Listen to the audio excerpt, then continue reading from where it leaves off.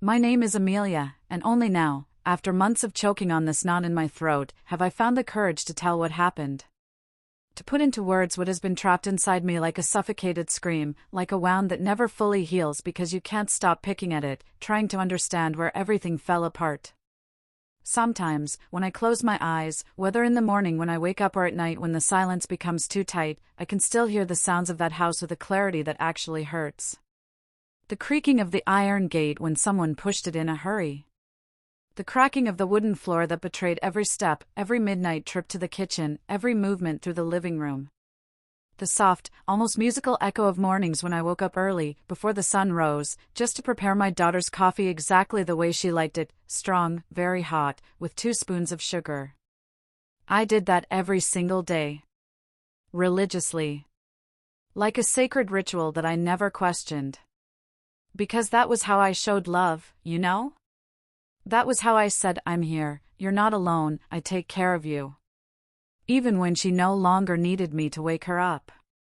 Even when she stopped having coffee with me at the table. Even when she started leaving the house before I finished tidying the kitchen, taking the half-full cup with her, always in a hurry, always with some more important commitment. For a long time, years, actually, those walls were my entire world. My shelter against the loneliness that had haunted me since my husband left us. My refuge against the fear of growing old alone, invisible, forgotten. I believed, with all that silly and stubborn naivety of a mother in love with her daughter, that place was also what kept my daughter close to me.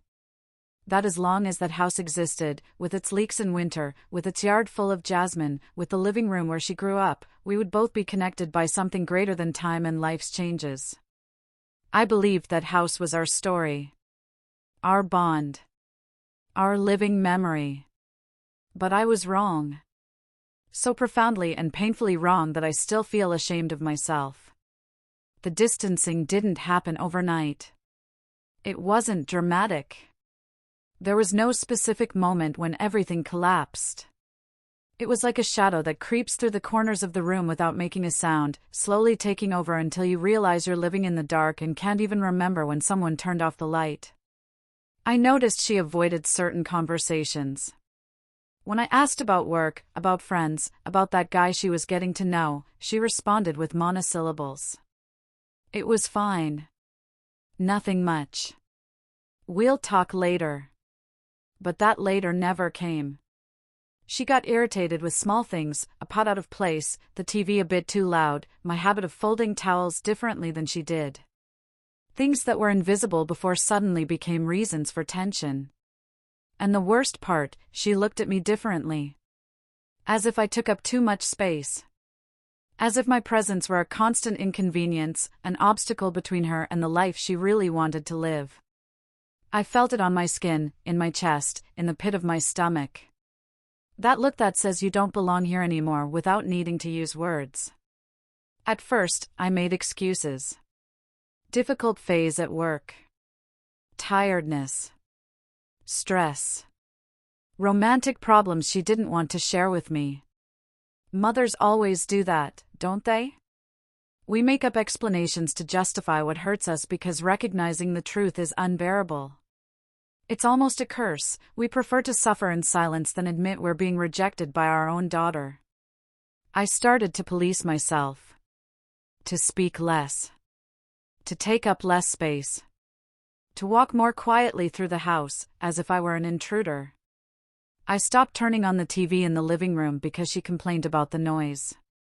I stopped cooking certain dishes because she said the smell bothered her. I stopped inviting friends over for coffee because she said she needed silence. I kept erasing myself, shrinking, becoming smaller and smaller inside my own house. And even then, it wasn't enough. There were nights when I lay awake, staring at the ceiling, wondering what I had done wrong. Had I been too present? Too absent? Too controlling? Too permissive? I replayed conversations in my mind, analyzed gestures, searched for the exact moment when I had lost her. But there was no single moment. It was an accumulation. A slow erosion, like water wearing down stone. I remember one particular afternoon when I tried to reach out. She was sitting on the couch, scrolling through her phone with that vacant expression people have when they're anywhere but where they actually are. I sat down next to her, not too close. I had learned to maintain distance, and tried to start a conversation. "Honey, is everything okay? You seem distant." She didn't even look up from her phone. "I'm fine, Mom. Just tired. We could do something together this weekend. Maybe go to that cafe you used to love, or..." "I have plans," she cut me off. Her tone wasn't aggressive, which somehow made it worse. It was flat. Indifferent. As if I were a telemarketer she was trying to politely get rid of. "Oh. Okay. Maybe another time." She just hummed in response, and I sat there for another minute, hoping she would put down the phone, look at me, really see me. But she didn't. And after that excruciating silence stretched too long, I got up and went back to the kitchen, where I belonged. Where I was useful. Where I had a purpose, even if that purpose was just washing dishes that would get dirty again tomorrow. I started spending more time in my room. It felt safer there, contained. I could read, watch shows on my tablet with headphones on, exist without being a burden. Sometimes I'd hear her laughing on the phone with friends, her voice animated in a way it never was with me anymore, and I'd feel this ache in my chest that I couldn't quite name. Jealousy? Grief? Longing for something that used to be mine but wasn't anymore? The house itself seemed to change too. The walls that once felt warm and protective started to feel oppressive.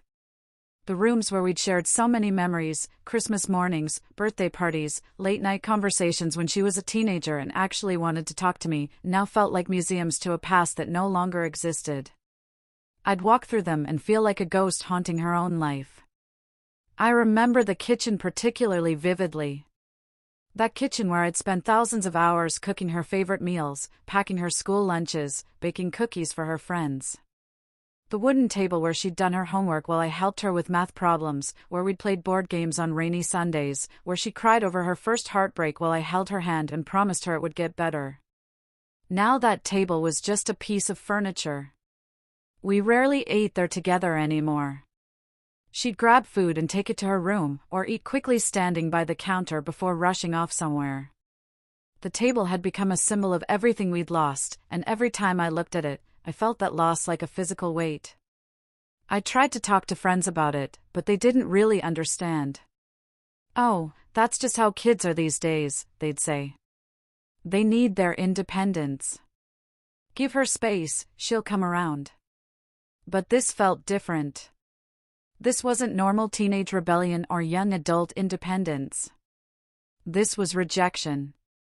This was my daughter systematically pushing me out of her life, out of her space, out of her future. One of my friends suggested I was being too sensitive, that I needed hobbies, that I'd made my daughter my whole world and that wasn't healthy. Maybe she was right.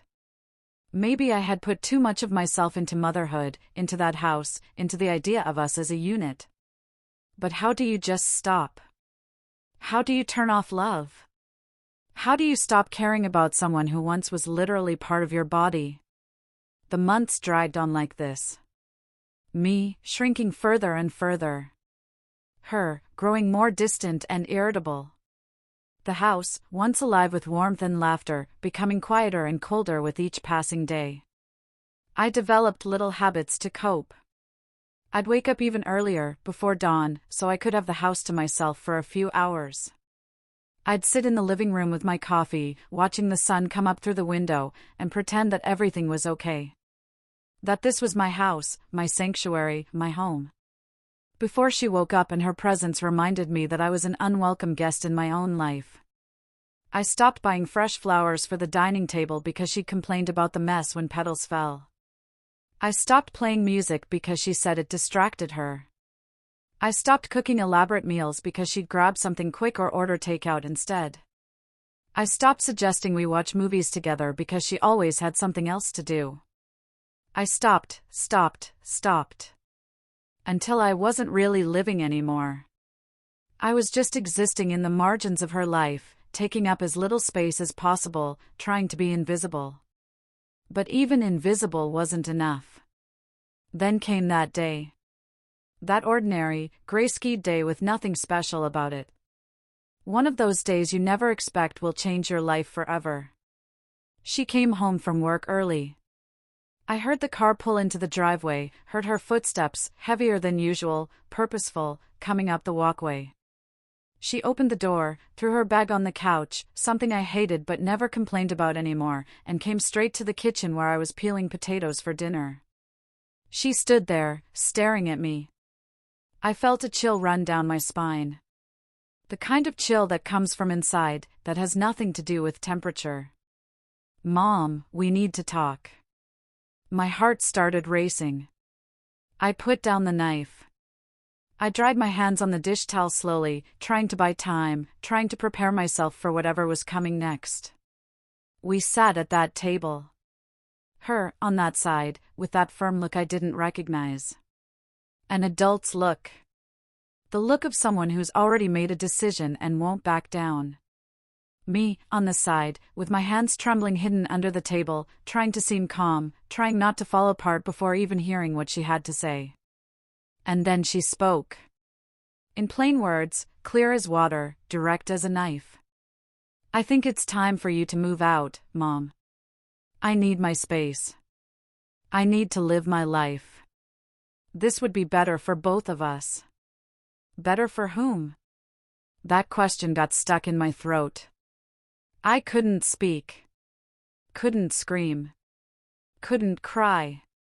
I just sat there, looking at her, trying to find in the daughter I'd raised some trace of the little girl who once hugged me and said I was the best mother in the world. She kept talking.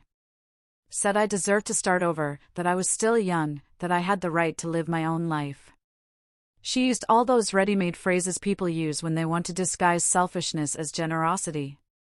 Said she'd help me find a place, that we could keep in touch, that it wasn't anything personal. It wasn't anything personal. How is kicking your own mother out of her home not personal? But I didn't say that. Didn't say anything.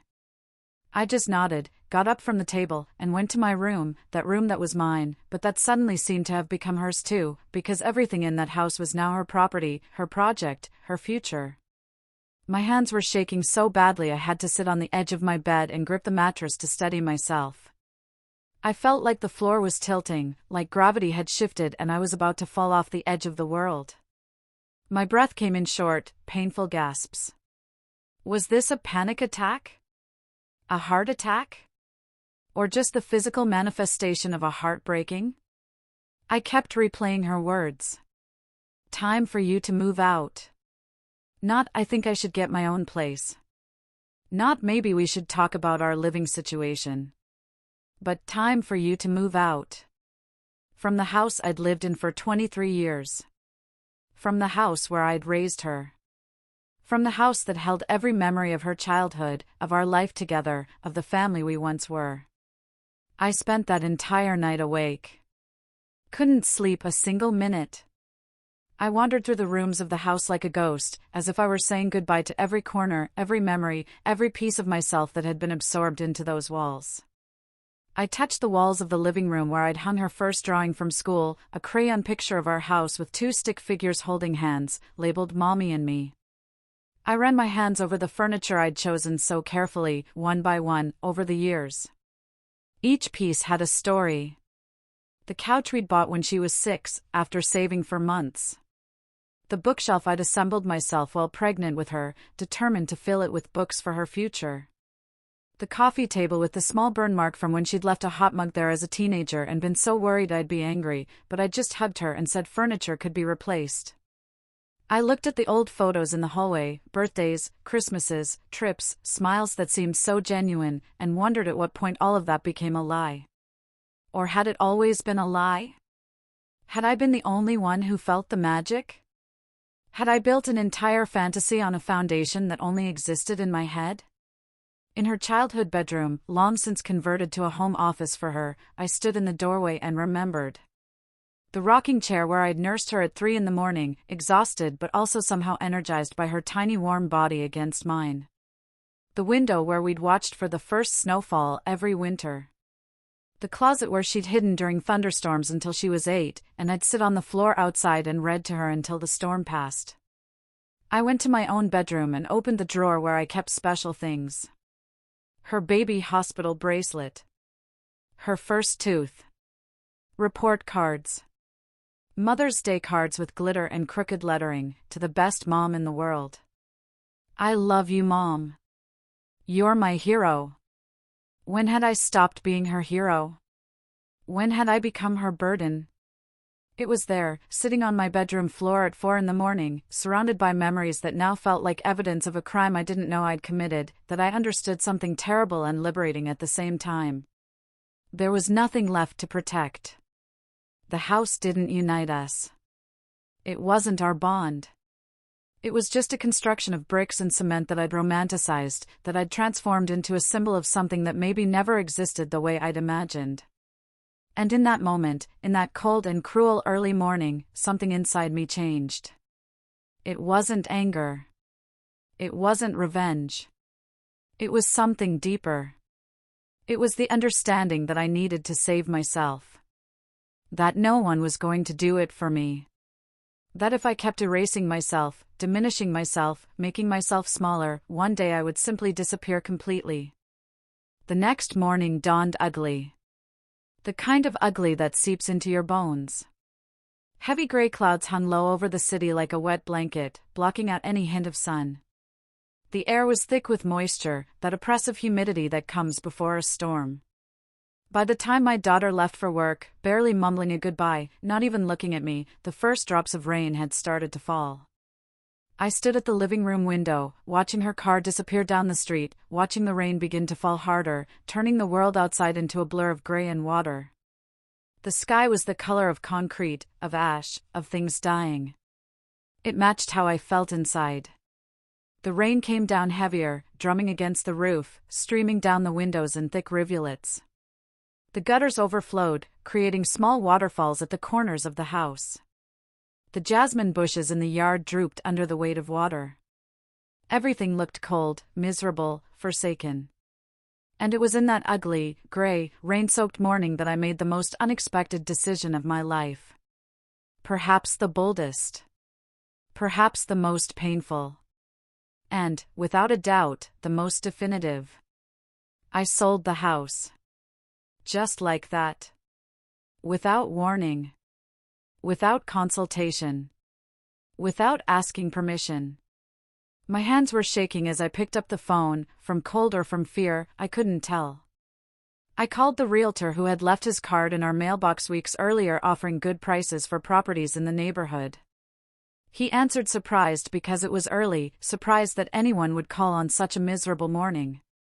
But when I told him I wanted to sell, he said he'd brave the weather and come right away. He arrived 20 minutes later, soaked from running from his car to the front door, shaking water from his jacket. He was even more surprised when I said I wanted to sell quickly, that I'd accept a fair offer, that I didn't want any delays. "Are you sure, ma'am?" he asked, looking around the house as if searching for signs that I was in my right mind. "Absolutely," I replied. And it was true. My hands didn't shake as I signed the papers. My voice didn't waver as I discussed terms. I felt like I was watching myself from outside my body, this woman who looked like me but was doing things I never imagined I'd do. This woman who was taking control. Who was making a choice. Who was refusing to be a victim. The realtor had a buyer already interested, a young couple expecting their first child. They came to see the house that same afternoon, despite the relentless rain. They arrived with an umbrella that barely protected them, water dripping from their coats as they stepped inside. Through the windows, the world outside was a watercolor painting of grays, dark gray sky, lighter gray rain. The street turned into a river of asphalt-colored water. The sound of rain was constant, almost deafening, pelting against the roof and windows like thousands of tiny desperate fingers trying to get in.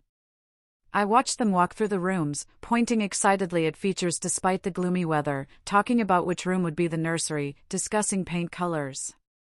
They saw a future here. A beginning. They didn't see the ending it was for me. They didn't see how the gray light filtering through the rain-streaked windows made everything look like a ghost of itself. "We'll take it," they said. "When can we close?" "As soon as possible," I told them.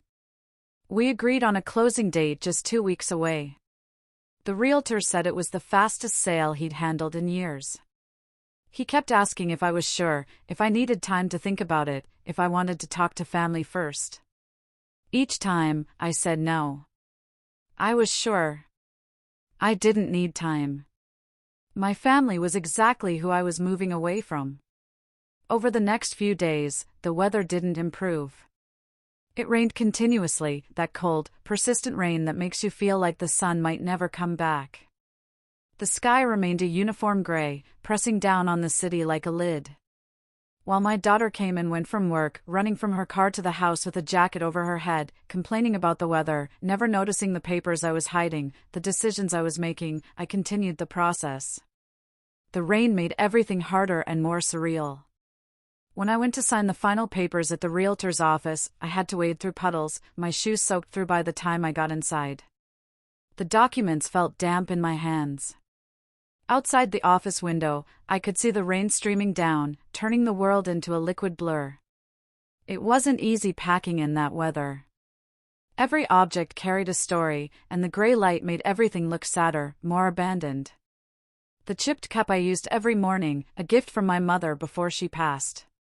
The blanket my grandmother had made for me when I was a child, faded and worn but irreplaceable. The photos. The books. Clothes that no longer fit but that I'd kept out of attachment. The constant sound of rain became the soundtrack to my dismantling of a life. Patter against the windows. Drip from the leaky gutter outside my bedroom. The splash of cars driving through puddles on the street. It was as if the sky was crying for me, because I had run out of tears. I found a box in the back of my closet filled with things from my daughter's childhood. Her favorite stuffed rabbit, nearly bald from years of hugging. Her first pair of shoes, impossibly tiny. A lock of hair from her first haircut. Birthday card she'd made me when she was little, covered in stickers and filled with "I love US." I sat there on the floor, holding that rabbit, and let myself cry. Really cry. Not the silent tears I'd been shedding for months, but deep, gasping sobs that came from somewhere ancient and wounded. I cried for the little girl who'd loved that rabbit. I cried for the mother I'd been, who thought love would be enough. I cried for what we'd had and what we'd lost. But I didn't change my mind. In the end, I separated only the essentials. What fit in 2 suitcases and 3 boxes. The rest, the furniture, the pictures, the memories that took up too much space, I left. Because, I realized, they weren't mine anymore. They belonged to the house. And the house wasn't mine anymore either. I hired a discreet moving service. I scheduled it for a day when I knew my daughter had an important meeting and would be home late. I didn't want confrontation. Didn't want drama. Didn't want last-minute tears or empty promises that we could talk about this better. No. I just wanted to leave. I found a small apartment on the other side of the city. 1 bedroom, modest rent, in a neighborhood where no one knew me. Where I could be anonymous. Where I could rebuild myself without the weight of who I used to be pressing down on me every moment. On moving day, the weather was at its worst. I woke before dawn to the sound of thunder rumbling in the distance and rain hammering against the roof with renewed fury. The sky was so dark it looked like dusk rather than morning. I had to turn on all the lights in the house just to see. I made my last coffee in that kitchen, my hands wrapped around the warm mug, trying to stop shaking. Through the window, I could barely see the yard through the sheets of rain. The lemon tree we'd planted together was being battered by wind and water, its branches whipping back and forth. The yard had turned into a muddy swamp. Everything looked miserable, drowning, dying. When the moving guys arrived, they were drenched before they even reached the front door. They cursed the weather, complained about having to work in these conditions. Water dripped from their jackets onto my floor, but it wasn't my floor anymore, was it? They worked quickly, wanting to get out of the rain, loading my 2 suitcases and 3 boxes into their truck. A lifetime reduced to cargo that got soaked despite the tarps. After they left, I stood alone in the empty house. The rain was coming down so hard now that the sound was almost violent. Water leaked in through a crack in the living room window, creating a small puddle on the floor. The gray light made the empty rooms look like caverns, cold and lifeless. The walls seemed darker, the shadows deeper. Everything smelled of damp and decay. Without furniture, the house seemed bigger but also more desolate. The sounds echoed differently, my footsteps, the rain, the creak of old wood settling. The thunder rolled overhead, shaking the windows in their frames. I stopped at the door of what had been her childhood room. Through the window, I could see nothing but gray rain and mist. The whole world had been reduced to water and darkness. I went to the kitchen and stood at that table one more time. Rain pounded against the kitchen window, running down in thick streams. The room was so dark I could barely see, and I didn't bother turning on the light. I just stood there in the gray gloom, saying goodbye to ghosts. Goodbye, I whispered into the darkness, into the sound of rain. I don't know if I was talking to the house, to the memories, or to the daughter I thought I had. My voice was swallowed by the storm. When I left the house for the last time, the storm was at its peak. The wind had picked up, driving the rain sideways, making it impossible to use an umbrella. Within seconds of stepping outside, I was soaked through. The cold rain hit my face like needles, mixing with the tears I didn't even realize I was crying. I looked back only once. Through the curtain of rain, I could barely see the house. The sold sign on the gate was being battered by the wind, swinging wildly. The windows were dark and streaming with water. The whole structure looked like it was dissolving in the rain, becoming insubstantial, turning into a memory even as I watched. Thunder cracked overhead, so loud it made me jump. Lightning briefly illuminated everything in harsh white light, the house, the drowning yard, the flooding street, before plunging it all back into gray gloom. I got into the taxi waiting for me, my suitcases already loaded in the trunk. I was dripping water all over the back seat. The driver had the heater on, but I couldn't stop shivering. Terrible weather today, he said, trying to make conversation. Yes, I managed to say. Terrible. As we drove away, I watched the house get smaller in the side mirror. Smaller and smaller, fading into the rain and mist, until it was just a gray shape among gray shapes. Until it disappeared completely, swallowed by the storm. The streets were flooded. Water rushed along the gutters, carrying debris. The windshield wipers worked frantically but could barely keep up with the downpour. The whole world looked like it was drowning. And maybe it was. Maybe everything was ending on this ugly, gray, rain-soaked day.